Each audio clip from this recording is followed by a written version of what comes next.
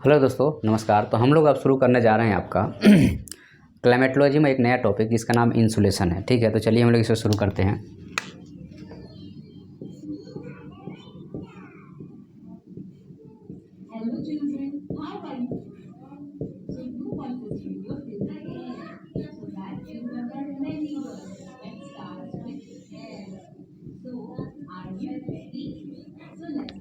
तो इंसुलेशन को समझने से पहले आपको कुछ चीज़ों को ध्यान में रखना पड़ेगा। तो चलिए हम लोग एक डायग्राम बनाते हैं आपका।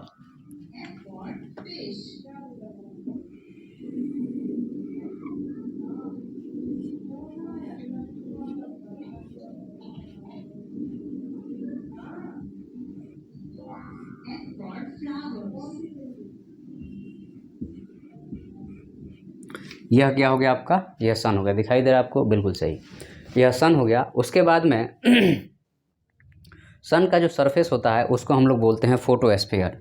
तो यहाँ पे आपका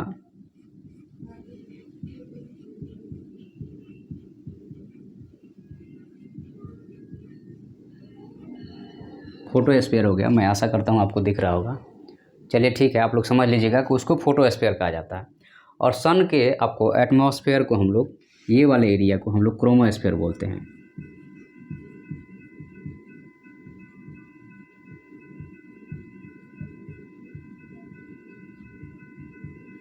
तो सन के आपको सरफेस को फोटोस्फीयर और बाहर वाले एरिया को हम लोग क्या बोलते हैं? क्रोमोस्फीयर बोलते हैं। उसके बाद में आपका हो गया फोटोन। यहाँ जो नीचे अर्थ पे आ रहा है वो आ रहा है फोटोन। फोटोन को एक बंडल ऑफ एनर्जी कहा जाता है। अभी हम लोग इसको डिस्कस करेंगे, रहने देते हैं फोटोन को। इसके बाद में इस फोटोन का अलग अलग, चूँकि है तो सब शॉर्ट वेवलेंथ का ही, लेकिन इसका अलग अलग नेचर है। तो हम लोग इधर से आपका वेवलेंथ को डिस्कस करते हुए चलेंगे। तो सबसे जो कम वेवलेंथ का है वह एक्स और गामा रेज है। ठीक है तो यहाँ पे आपका एक्स और गामा रेज हो गया, और इनकी जो वेवलेंथ है एक्स और गामा रेज की, वह आपको 0.0005 से 0.1 माइक्रोन तक है। तो यहाँ पे 0.0005 से लेकर के 0.01 माइक्रोन तक हो गया। ठीक है, तो ये जैसे एक्स और गामा रेज की वेवलेंथ माइक्रोन में हो गई। उसके बाद में अल्ट्रा वायलेट रेज आता है,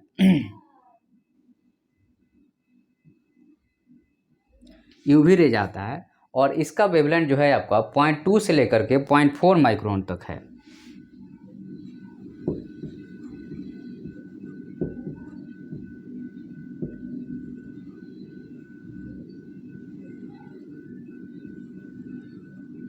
पॉइंट 2 से लेकर के 0.4 माइक्रोन तक है। उसके बाद में फिर आता है आपका विजिबल लाइट। ठीक है, तो विजिबल लाइट जो है आपका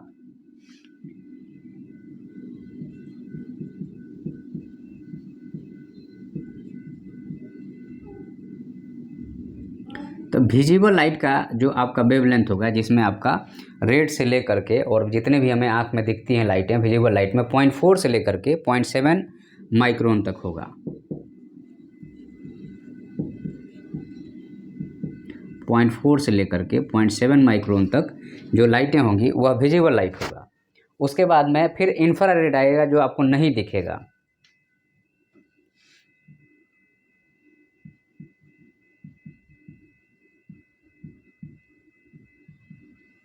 तो इंफ्रारेड जो है सो आपका दिख रहा है आपको? हाँ, तो इसके बाद जो इंफ्रारेड आएगा उसका जो वेवलेंथ होगा 0.7 से लेकर के 3 तक होगा।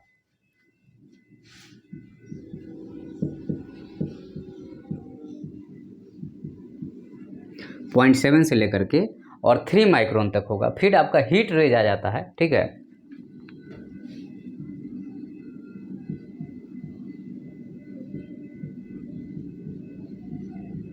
थ्री से लेकर के इसका होता है आपको लगभग जो है सो 3000 आपको मीटर तक हो सकता है, माइक्रोन तक हो सकता है। ठीक है, तो ये जो है सो आपका अल्ट्रा वायलेट हो गया, यूवी हो गया, विजिबल हो गया, इंफ्रारेड हो गया और हीट रेज हो गया। उसके बाद जो है सो आपका रेडिएशन जो है सो आपका ज़्यादा हो गया, फिर रेडिएशन कहा जाता है। ठीक है, तो आपका प्लस जो है सो आपका 3000 माइक्रोन हो गया। तो यहाँ पे आपका हो गया, ये जो है सो आपका सोलर का स्पेक्ट्रम हो गया, मतलब हम लोगों ने जो है सो फोटोन था, फोटोन को हम लोगों ने तोड़ दिया, तो आपका एक्स और गामा रेज हो गया, फिर अल्ट्रा वायलेट हो गया, विजिबल हो गया, इंफ्रारेड हो गया, हीट हो गया, और फिर ये हो गया। तो यहाँ पे आपका ये दोनों, इस वाले जोन को हमारा जो है सो N2O2 जो है सो आयनोस्फीयर खा जाता है, इस वाले को यूवी को हमारा कौन सा खा गया, तो यूवी को जो खाता है वह है हमारा ओजोन लेयर। उसके बाद हमारे पास यह लाइट आई, और यह लाइट जो है सो हमारे देखने से हालांकि हमें दिखना तो यही है, ये भी नहीं दिखता और ये भी नहीं दिखता है, अलग अलग उसके काम है, ठीक है। और इसके नीचे आपका है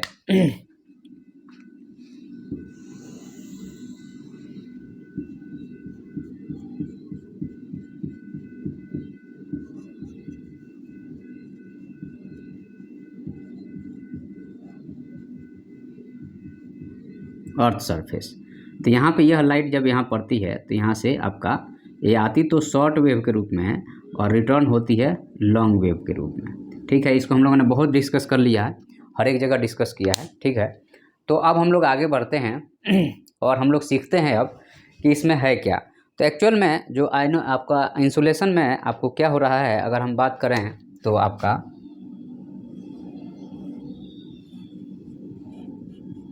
हाइड्रोजन और हाइड्रोजन मिल करके यहाँ पे हीलियम में कन्वर्ट हो रहा है, और हीलियम में जब कन्वर्ट हो रहा है तो यहाँ पे आपका सन का सरफेस गर्म हो रहा है, तो आपका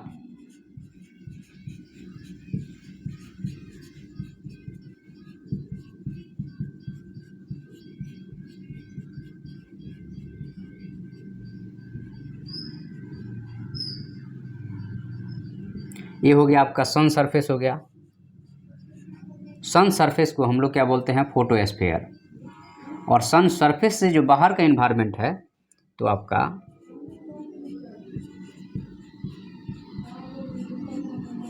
सन के इन्वायरमेंट को हम लोग बोलते हैं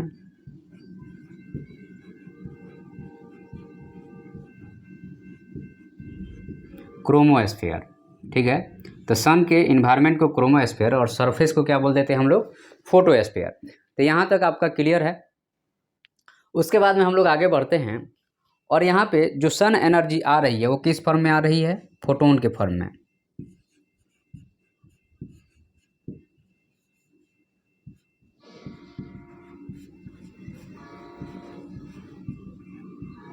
सन एनर्जी जो है सो फोटोन के रूप में, और फोटोन को हम लोग बोलते हैं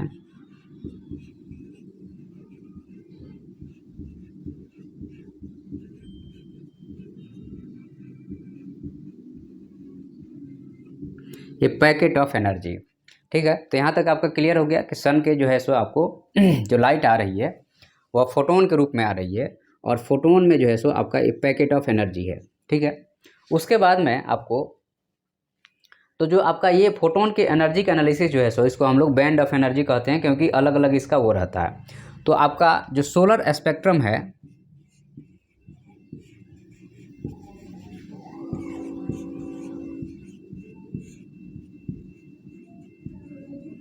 जो सोलर स्पेक्ट्रम है उसमें आप देखिएगा तो एक्स एंड गामा रेज है, फिर आपका अल्ट्रा वायलेट है, फिर आपका विजिबल लाइट है,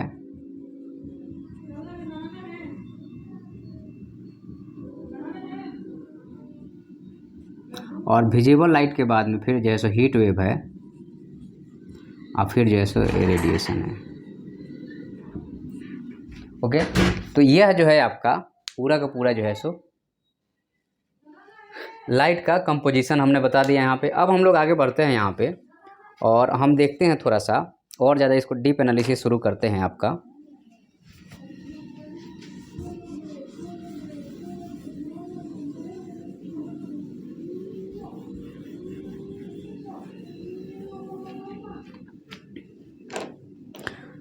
स्काई जो है वह ब्लू होता है, तो क्यों होता है,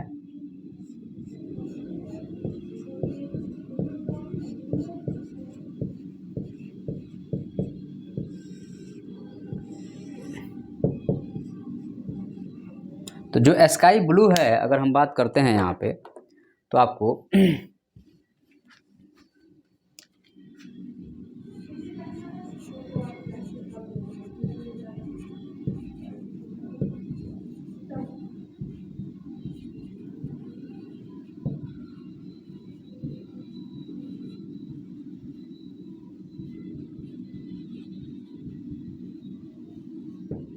चूँकि जो लाइट है वह, चूँकि आपको पता है कि आसमान में जो है छोटे कण रहते हैं, वहाँ स्कैटरिंग होता है, तो जो ब्लू लाइट है वह जो है सो उस कण से टकरा करके हमारे को दिख रहा है, इसलिए हमको यह दिख रहा है कि स्काई जो है सो ब्लू है। ठीक है, तो यह जो आपका फेनोमेना है उसको हम लोग क्या बोलते हैं, स्कैटरिंग बोलते हैं, कि स्कैटर हो रहा लाइट। ठीक है, और यहाँ पे आपको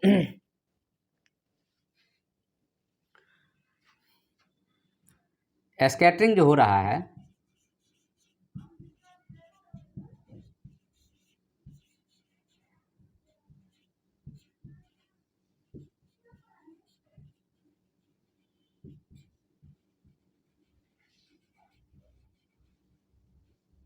वेपर और स्मॉल डस्ट के कारण स्कैटरिंग हो रहा है। ओके, वेपर और स्मॉल डस्ट के कारण यह स्कैटरिंग हो रहा है। और आपको पता है कि वायुमंडल की ऊंचाई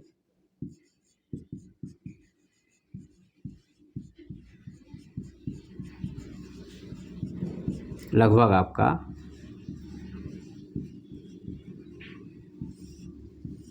1000 किलोमीटर तक है। ठीक है, उसके बाद में हम लोग क्या करते हैं कि ये ब्लू लाइट हो गया,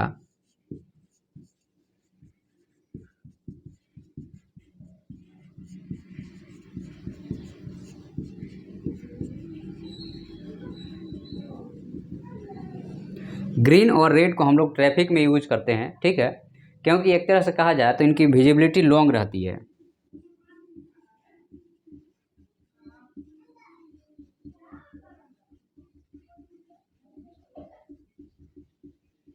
ठीक है, इनकी विजिबिलिटी थोड़ी सी ज़्यादा रहती है। और दूसरा चीज़ यहाँ पे यह है कि आपको जो आपका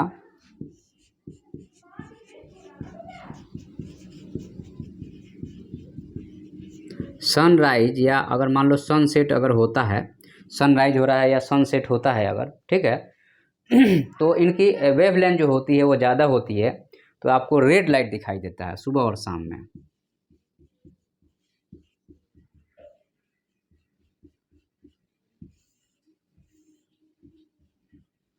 ठीक है, तो चूंकि आपको देखिएगा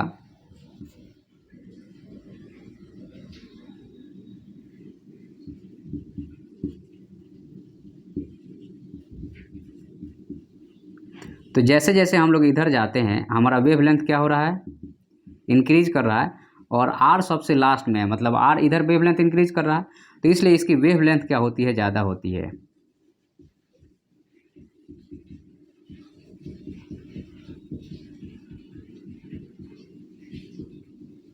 ओके, तो इसकी वेवलेंथ ज़्यादा होने के कारण सुबह और शाम में हमें रेड लाइट दिखाई देती है। तो इस चीज़ को आप लोग नोट डाउन कर लीजिएगा, यहाँ पे इंपॉर्टेंट है यह। ठीक है, तो और मॉर्निंग और इवनिंग में हमें सिर्फ रेड लाइट दिखाई देता है, लेकिन अगर सन 90 डिग्री पे रहेगा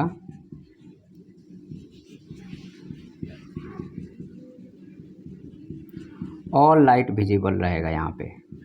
ओके, सन 90 डिग्री पे रहेगा तो सारा का सारा लाइट हमें दिखाई देगा। चलिए आगे बढ़ते हैं हम लोग।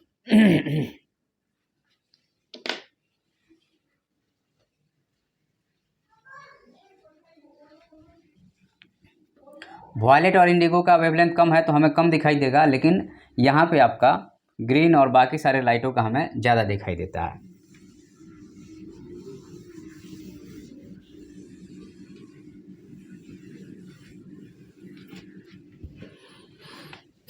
अब आगे बढ़ते हैं हम लोग।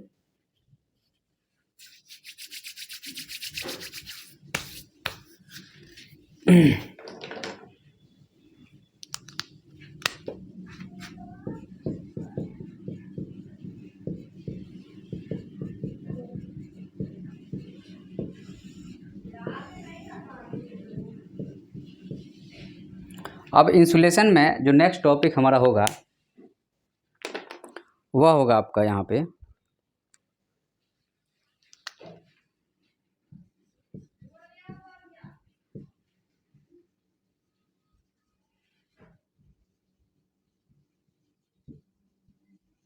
यूवी रेज को कौन एब्जॉर्ब कर रहा है, आयनोस्फीयर, सॉरी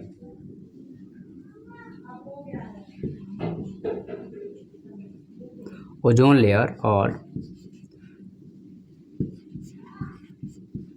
गामा को कौन एब्जॉर्ब कर रहा है? आपका आयोनोस्फीयर।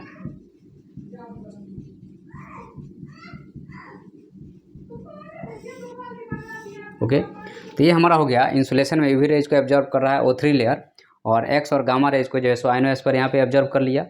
ठीक है, और उसके बाद में आपका जो बचा रेस्ट लाइट जो है सो आपका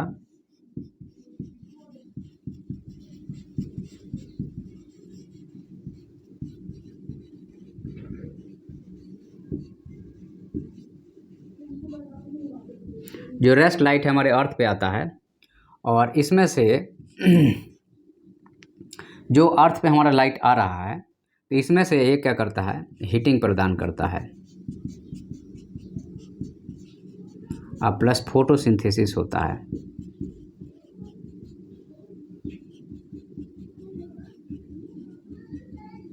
ओके, हीटिंग और फोटोसिंथेसिस हो गया यहाँ पे। उसके बाद में चूँकि इंसुलेशन जो होता है उसको हम लोग बोलते हैं आपका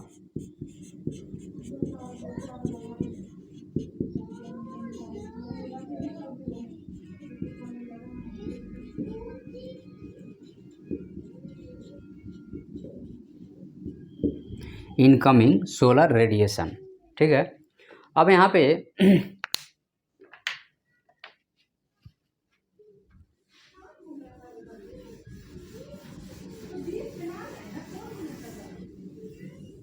जो सोलर रेडिएशन का पोजीशन है, अगर हम उसके बारे में बात करें तो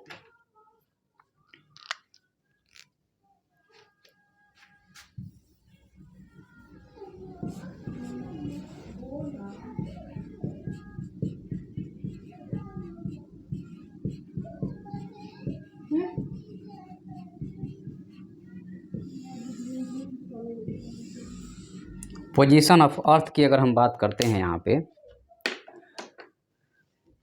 तो देखिए इसमें दो कंडीशन बनता है। एक होता है आपका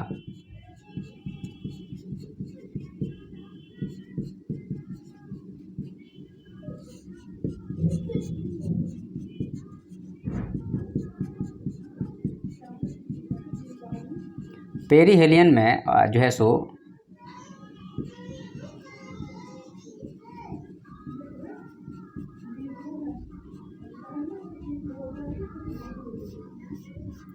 अर्थ और सन पास में रहते हैं, और एपीहीलियन में डिस्टेंस बढ़ जाता है। तो जब डिस्टेंस बढ़ेगा तो जाहिर सी बात है कि रेडिएशन घटेगा, और यहाँ पे रेडिएशन बढ़ जाता है।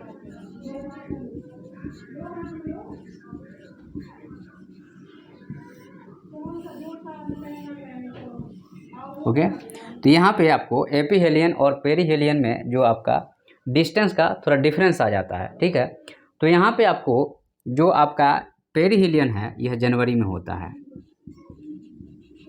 तो यहाँ पे जो कांस्टेंट है 2, यहाँ पे कांस्टेंट जो होगा वह 2.01 कैलोरी सेंटीमीटर स्क्वायर पर, एक तरह से कहा जाए तो डे होगा या मिनट होगा, जो कि डे तो बड़ा हो गया, मिनट या सेकेंड बोल लीजिए। और यहाँ पे चूँकि यह डिस्टेंस जो है सो बढ़ गया है तो 1 पॉइंट यह जो है 89 हो जाता है, 1.89 कैलोरी सेंटीमीटर स्क्वायर पर मिनट। ओके, तो यह जो है सो आपका एपीहीलियन और पेरीहीलियन में सिचुएशन थोड़ा सा चेंज होता है, क्योंकि यहाँ पे अर्थ का पोजीशन जो है वह चेंज हो जाता है। ठीक है,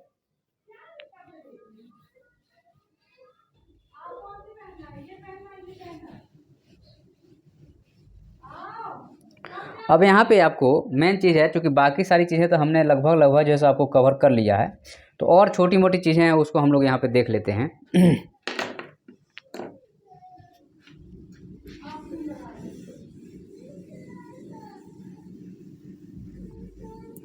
तो यहाँ पे इंसुलेशन को एक तरह से कहा जाए तो अफेक्टिंग जो कौन कौन से फैक्टर अफेक्टिंग जो इंसुलेशन है उसके बारे में अगर हम बात करें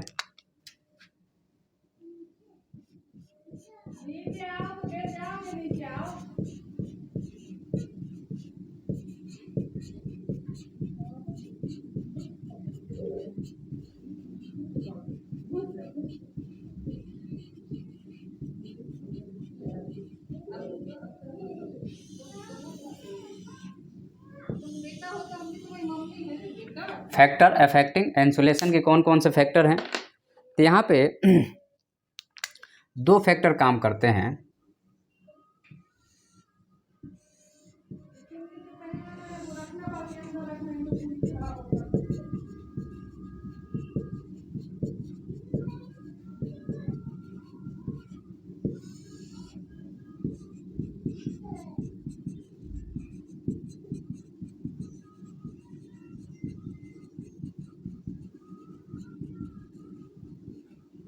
एक तो टेरेस्टेरियल हो गया, मतलब लैंड सरफेस से रिलेटेड हो गया, और दूसरा होता है आपका एक्स्ट्रा टेरेस्टेरियल हो गया। दो फैक्टर यहाँ पे वर्क करते हैं आपका। तो हम अगर एक्स्ट्रा टेरेस्टेरियल की बात करते हैं तो यहाँ पे आपका हो गया सन स्पॉट बनना, उसके बाद में आपका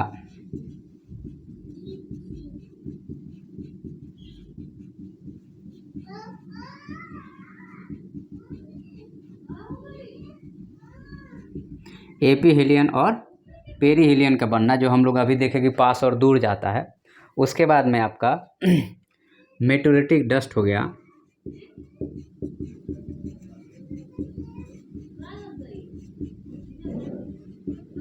और मेटोलिटिक डस्ट के बाद में नेक्स्ट आपका होगा वह हो गया एंगल ऑफ इंसिडेंस।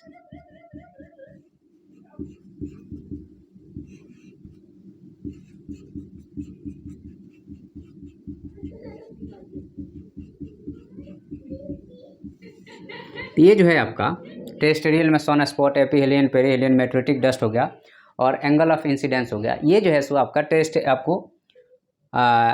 ये जो है आपका, ये मैं यहाँ पे थोड़ा सा वो लिख दिया, ये एक्स्ट्रा टेरेस्टेरियल फैक्टर हो गया जो आपके हमारे टेरेस्टेरी से बाहर का है। तो यहाँ पे थोड़ा सा मिस्टेक हो गया है, तो हम यहाँ पे आपको बाकी जो फैक्टर है, टेरेस्टेरियल फैक्टर है, उसको हम यहाँ मेंशन कर दे रहे हैं। यहाँ पे थोड़ा सा आप लोग ध्यान रख लीजिएगा और लिखते वक्त, क्योंकि हमने यहाँ गलत लिख दिया है, मतलब गलत नहीं, एक साइड का उस साइड हो गया है। अब यहाँ पे जो टेरेस्टेरियल फैक्टर है वह क्या होगा, क्लाउड हो गया,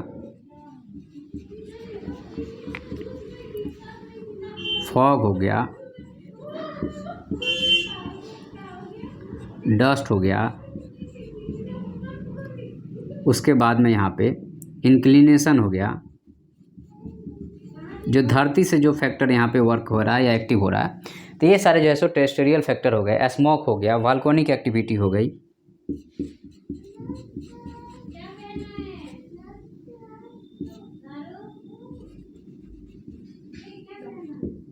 ये जो है सो आपके, जो आपको इंसुलेशन को फैक्टर अफेक्टिंग में ये सारी चीज़ें आती हैं।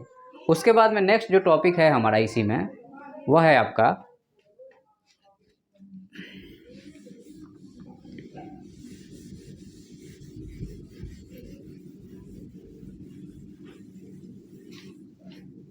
Insulation used by man.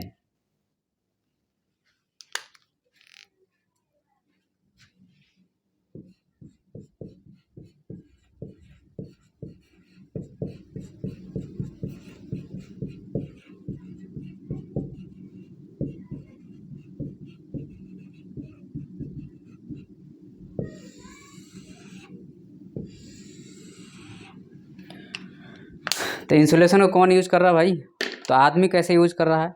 तो हम लोग जो है आपका हीट के रूप में यूज़ कर रहे हैं। जैसे आपका सोलर कुकर हो गया या सोलर हीटिंग हो गया।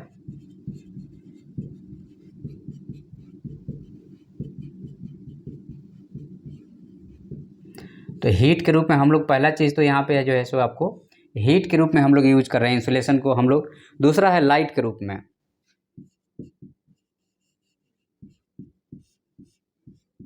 रेगुलर जो है सो हमारे यहाँ जो प्रकाश आ रही है वो लाइट के रूप में हो गया। तो एक तो फोटोवोल्टाइक एनर्जी हो गया,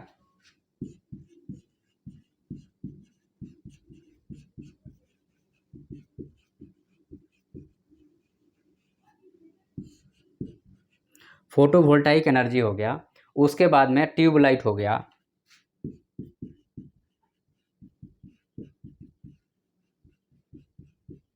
और जो आपका थर्ड यूज होता है इसका, वह होता है आपका लाइट के रूप में, हीट एंड लाइट दोनों के रूप में। ये आपको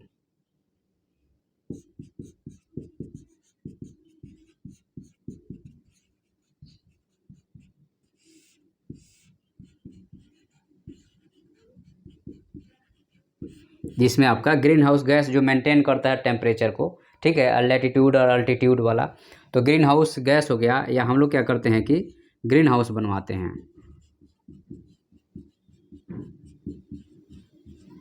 जो आपके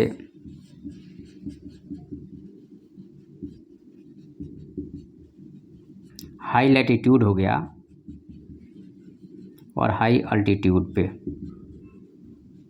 ओके, तो यहाँ पे आपका हो गया इंसुलेशन से रिलेटेड जो चीज़ें थी। अब थोड़ा सा हम लोग यहाँ पे देखते हैं कि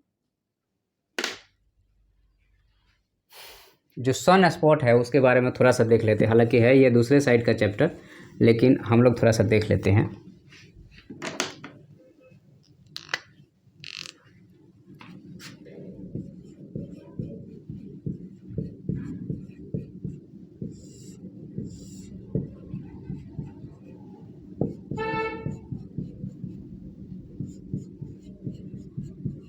हाइड्रोजन से हीलियम बनने की जो क्रिया है वो सभी जगह एक समान नहीं होती है।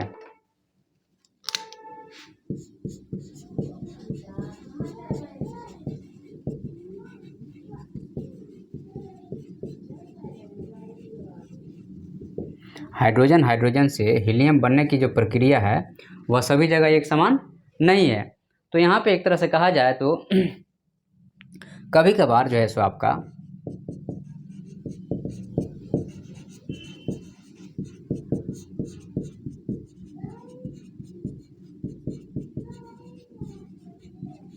तो सन जो है सो कभी ज़्यादा लाइट इमिट करता है, कभी कम लाइट इमिट करता है, ठीक है।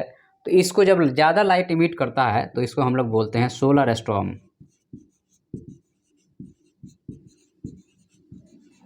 This is called as the solar storm.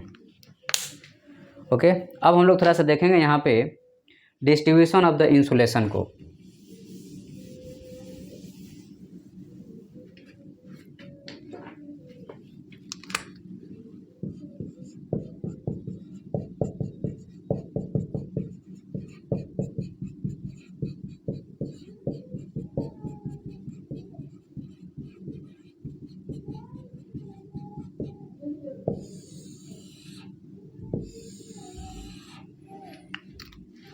जो डिस्ट्रीब्यूशन ऑफ इंसुलेशन की अगर हम बात कर रहे हैं यहाँ पे, तो एक्चुअल में यहाँ पे हो क्या रहा है उसकी अगर हम बात करें तो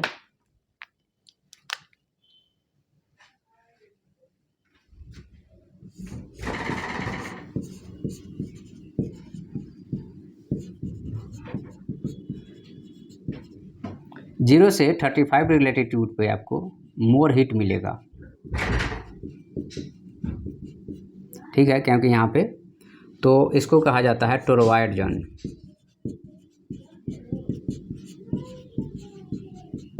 ठीक है, तो यहाँ पे टोरवाइड जोन में ये जो है आपका 0 डिग्री से लेकर इधर के बीच में ये आपका 30 से 35 हो गया, और ये भी 30 से 35 हो गया। तो यहाँ ज़्यादा हीट मिलेगा, और उसके बाद में आपको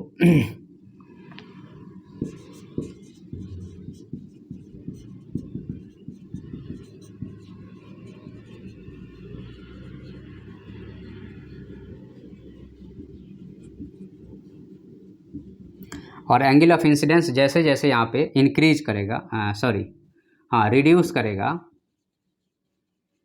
वैसे वैसे क्या होगा आपका, जैसे जैसे तिरछा होते जाएगा वैसे वैसे लाइट का वेरिएशन होते जाएगा, ठीक है। लेकिन यहाँ पे एक क्वेश्चन आता है कि इक्वेटर पे क्यों कम है।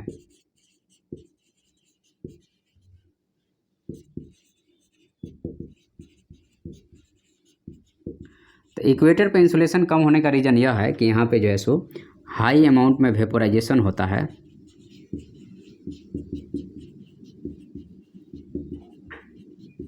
और होल डे आसमान में क्लाउड रहता है। तो यहाँ पे क्या है, क्लाउड उसको रोक लेता है, नहीं आने देता है, और अल्बेडो होता है। तो इसके कारण जैसे यहाँ पे आपको एक चीज़ और है इसमें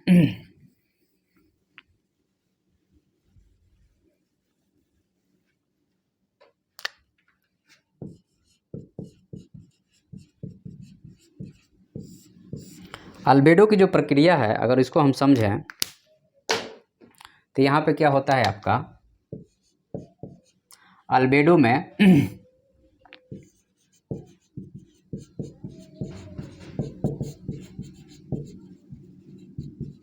जो गैस, डस्ट और वेपर है, यहाँ से जो ये रेज आती हैं सोलर स्पेक्ट्रम